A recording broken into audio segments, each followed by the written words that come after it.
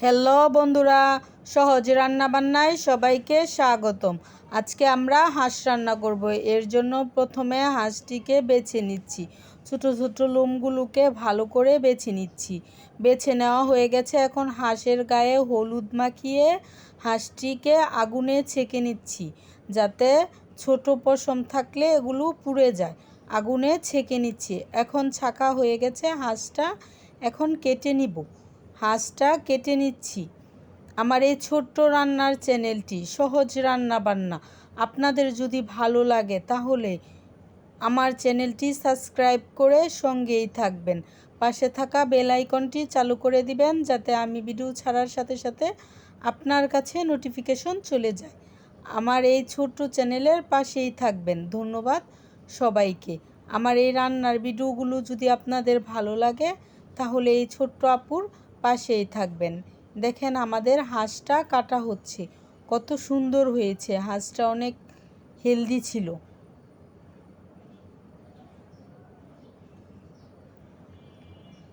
কার কার হাঁসের মাংস পছন্দ কমেন্ট বক্সে জানিয়ে যাবেন।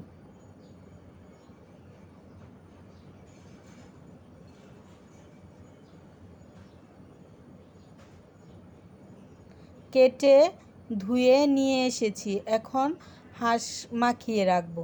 হাঁস মাখানোর জন্য এখানে হাঁস পরিষ্কার করে কেটে ধুয়ে বুলে নিয়েছি। এখন দিয়ে দিব পেঁয়াজ কুচি।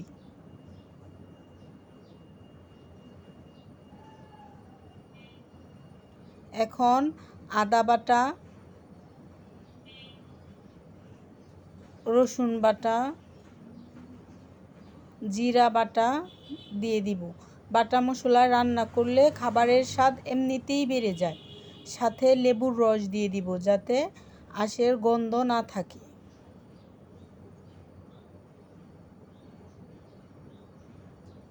এখন গুঁড়া মশলা দিয়ে দিব। পরিমাণ মতো লবণ, ধনিয়ার গুঁড়া, হলুদের গুঁড়া, মরিচের গুঁড়া। মরিচের গুঁড়াটা একটু বেশি দিব। দিয়ে ভালো করে এগুলো মাখিয়ে নিব। কে কে আমার মতো এভাবে মাখিয়ে হাঁসের মাংস রান্না করেন জানিয়ে যাবেন। কিন্তু মাখিয়ে রান্না করলে মাংসের স্বাদটা সেরকম আসে। এখন চুলায় একটি ডেচকি বসিয়ে এতে গরম মশলা দিয়ে দিয়েছি। মশলা ভাজা হয়ে গেলে এখন এতে আবারও পেঁয়াজ কুচি দিয়ে দিয়েছি। দিয়ে পেঁয়াজ কুচিগুলো লাল লাল করে ভাজা পর্যন্ত অপেক্ষা করব।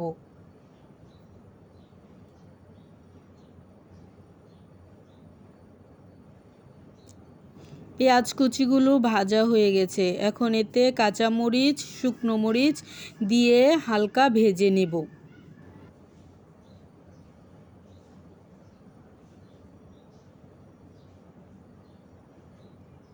এখন মাখানো হাঁসের মাংসটা দিয়ে দিয়েছি। দিয়ে ভালো করে কষিয়ে নেব।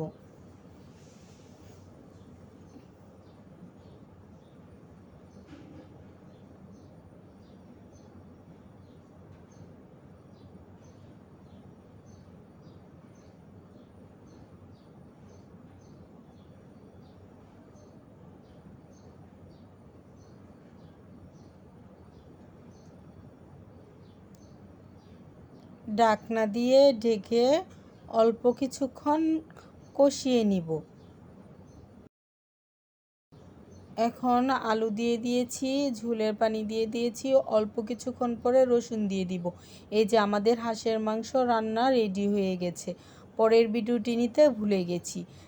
যার যার রান্নার ভিডিওটি, হাঁসের ভিডিওটি ভালো লেগেছে, সহজ রান্নাবান্না পরিবারের সঙ্গেই থাকবেন।